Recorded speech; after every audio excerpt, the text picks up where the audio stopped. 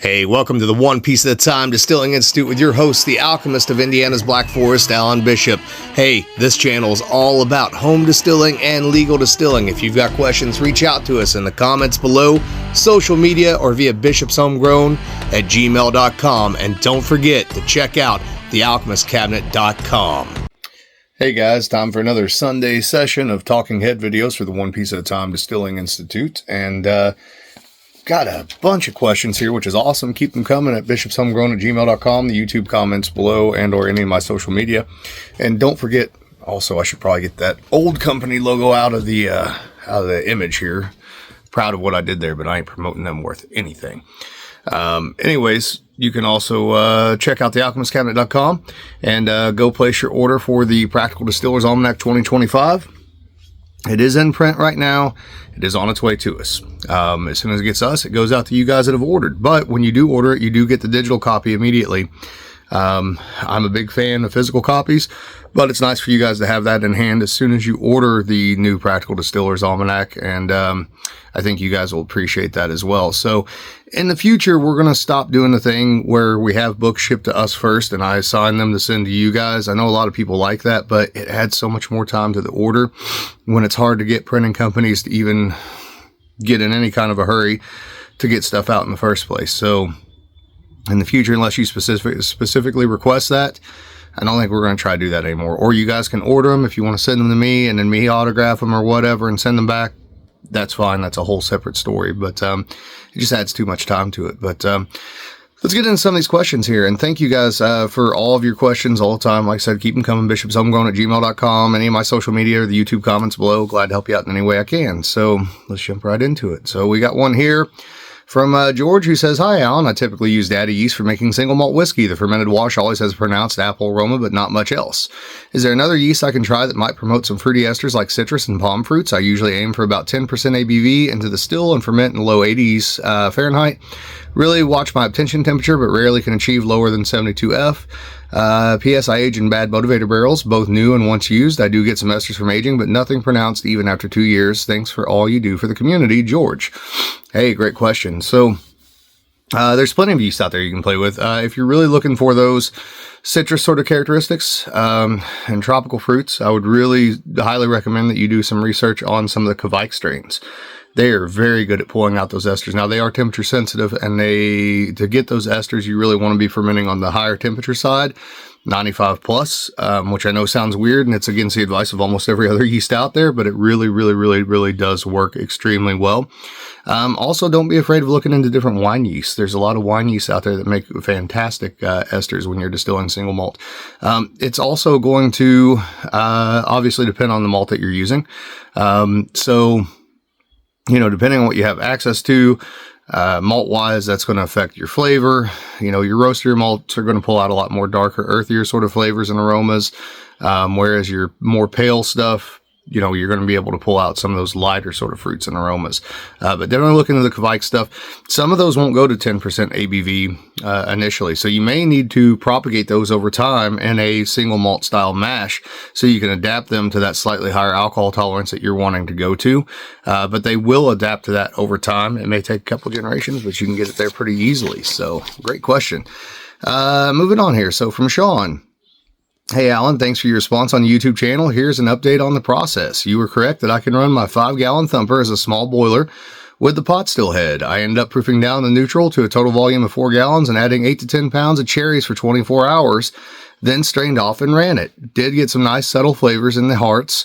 Then the flavors really showed up on the hearts to tails transition. However, it was very clean tails, if that makes sense." That absolutely does. This is in reference, of course, to the cherry style or the Kirsch Brandy, Kirschgeist, etc. that we talked about in a previous video. "I really like your idea of proofing it back down and remastering it with cherries again. That's what I will do next with one change.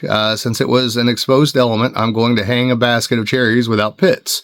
I have an 8-inch tri-clamp for the top of the boiler, then use on an 8-inch to 2-inch reducer to mount the 2-inch pot head. I'm going to weld a hook on the undersides of the reducer to hang the basket from." Yep, that's perfect, man. Actually, you can also check, I'm trying to think, like Mountain Rose Herbs and places like that. So they sell those big stainless steel tea devices that you can steep your tea, that you put your tea in to steep in bulk quantities. So they sell a great big one, several inches. I've got one of those that goes into one of my research and development stills that works in the same way you're talking about here. So quick note on my neutral. I lied. It's really not a neutral, a combination of shandy, sugar shine, and rice vodka that has been pot stripped. Then low wines ran through the thumper setup. I guess it should be more of a vodka ? It is very clean, but just wanted to clarify that detail. As long as you like the flavor of it, I wouldn't worry about it. And in fact, some of that rice sort of characteristic might be kind of cool with something, like cherries, for example. Might get some contrast and some flavor bridging out of that. Once I get this done, I may make some more neutral / vodka and see about a large batch in the jacketed boiler with all of the fruit. Pitting that many cherries is going to take a while and be a huge pain in the ass. You are not joking. Pitting cherries is a pain in the absolute ass, without a doubt. No doubt about it. One thing that you might consider might make it easier. If you've got a fruit press the cherries, get the juice, and then take those existing skins and cherries, make you like a screen, like 1/4 inch hardware cloth. If you can find that, those cherry pits will probably pass through that, and the actual flesh might set on top of it, or at least to some degree, right? It might make life a little easier. So, once I get this done, I may make some more neutral / vodka and see about a large batch in jacketed boiler with all the fruit. Pitting that many cherries is going to take a while and be a huge pain in the ass. Thanks for the help. And this time I'll leave my last name off. I'm an idiot and forgot about that in my last email. And if I said your last name in the last one, I do apologize for that. Guys, if you don't want your last name revealed or your name revealed at all, just let me know and I'll try to make a note of that. I know some people are very nervous about home distilling and properly so. You never know which way the wind is going to blow with some of these, agencies out there. So I get it entirely. It's a reason why I'm not doing things at home anymore like I once was, years ago, because it's just a little iffy, especially if in any way, you're going to involve yourself in any kind of politics or take any kind of stance in your community. You got to be very careful about that. I've often said that there's a difference between lawful and legal, and morally, there's nothing wrong with home distilling, but maybe one day we'll see that change coming around. Certainly Pandora's box is open at this point. Excuse me. All right, so let's go to the next one. So, hello, I'm working on a new idea for a spirit, taking inspiration from absinthe procedure and gin ingredients. I'm not sure if it will turn out. My list of herbs used will be elderberry, hibiscus, anise seed, fennel seed, coriander seed, sassafras root, and lemon peel.